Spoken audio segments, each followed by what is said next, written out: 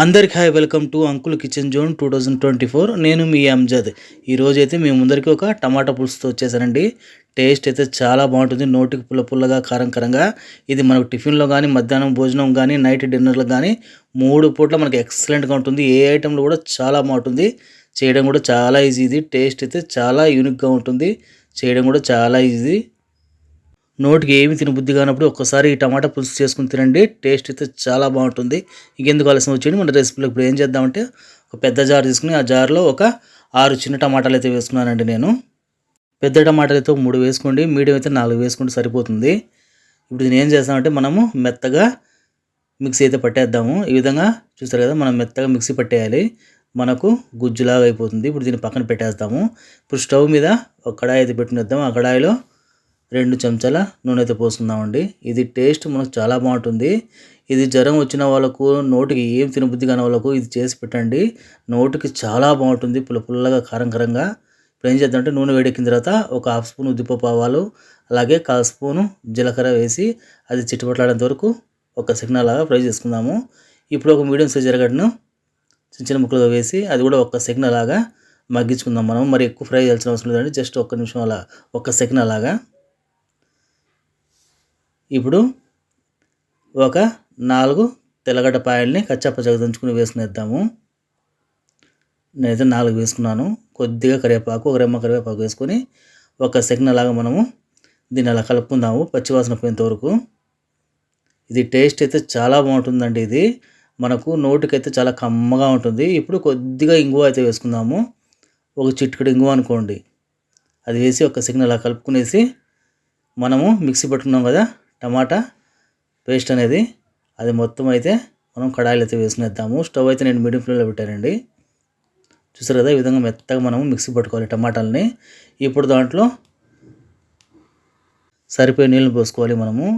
ఎందుకంటే ఇది మనము కొంచెం నీళ్ళగానే పెట్టుకోవాలండి. ఎందుకంటే ఇది మరిగే కొద్దీ మనకు ఈ పులుసు అనేది బాగా టేస్ట్ అనేది వస్తుంది, గట్టిపడుతుంది.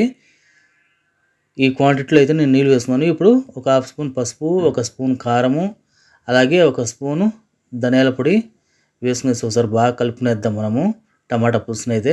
ఇది మనకు స్మెల్ కానీ, టేస్ట్ కానీ చాలా బాగుంటుందండి. ఇప్పుడు రుచి తగ్గ ఉప్పు వేసుకునేద్దాము. స్టవ్ని అయితే మనము మీడియం ఫ్లేమ్లో పెట్టి దీన్ని బాగా ఉడికించుకోవాలి.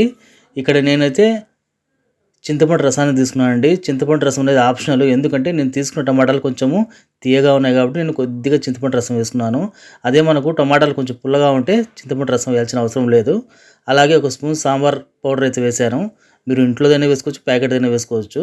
నేనైతే ప్రస్తుతానికి ప్యాకెట్తో వేశాను. వేసిన తర్వాత బాగా కలుపుకొని, చూసారు కదా, మన టమాటా పులుసుని బాగా మరగనివ్వాలండి. స్టవ్ని అయితే మొత్తం మనము వంట అయ్యేంత వరకు మీడియం ఫ్లేమ్లో పెట్టుకోవాలి. ఈ విధంగా మధ్యలో కలుపుతూ ఉండాలి. మనకు అసలు అది ఉడుకుతుంటే మంచి గుమ్మ గుమ్మ వాసన అయితే వస్తుంది. నోటికైతే పుల్ల పుల్లగా, కారం కారంగా చాలా బాగుంటుంది. ఇప్పుడు ఫ్రెష్ కొత్తిమీర కొద్దిగా అయితే మనం వేసుకునేద్దాము, ఒక గుప్పెడు. టేస్ట్ అయితే చాలా బాగుంటుందండి. ఇది మీకు 3 రకాలుగా వస్తుంది. మనకు టమాటా పప్పులాగా అనిపిస్తుంది, ఒకసారి టమాటా చారులాగా, ఒకసారి టమాటా పులుసులాగా అనిపిస్తుంది.